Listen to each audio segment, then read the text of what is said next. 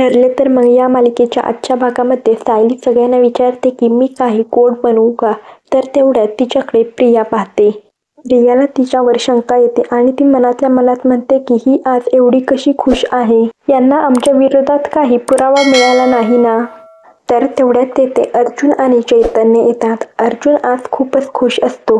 तर अर्जुन सगळ्यांना सांगतो की आज मी कोर्टात तारीख मागून घेतली आहे.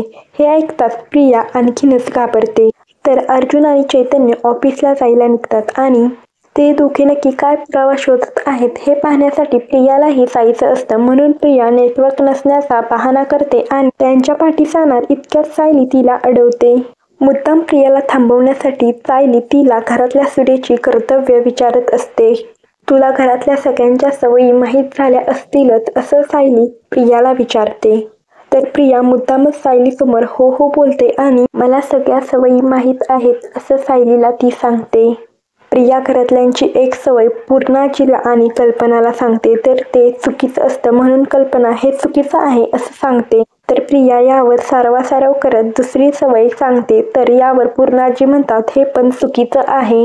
प्रियाने सगळ्या सवयी चुकीच्या सांगितल्यामुळे प्रिया तोंडावर पडते. तर पूर्णाजी तिच्याकडे पाहून हसत असते. प्रियाला सायलीचा राग येतो आणि ती म्हणते की मला माहीत असतं सगळं पण मला काही गोष्टींकडे लक्ष देता येत नाही. तर कल्पना तिची बाजू घेत म्हणते की प्रिया सुद्धा हळूहळू सगळं शिकेल. दुसरीकडे अर्जुन आणि चैतन्य कन्स्ट्रक्शन साईटवर पोचलेले असतात. तेव्हा नेमकं महिपत शिकरेच्या माणसाचा धक्का त्यांना लागतो आणि तो माणूस खाली पडतो व त्याचं सामानही खाली पडतं. चैतन्य आणि अर्जुन त्याचं सामान त्याला भरून देत असतात. हा तोच माणूस असतो जो हरीश बनून सगळ्यांशी मोबाईलवर चॅट करत असतो आणि हरीशचं सगळं सामान त्याने स्वतःकडे ठेवलेलं असतं. अर्जुनला बघितल्यावर तो घाबरतो आणि पळू लागतो. अर्जुनला पहिल्यांदा समजत नाही की हा माणूस का घाबरला आहे आणि हा माणूस का पळत आहे.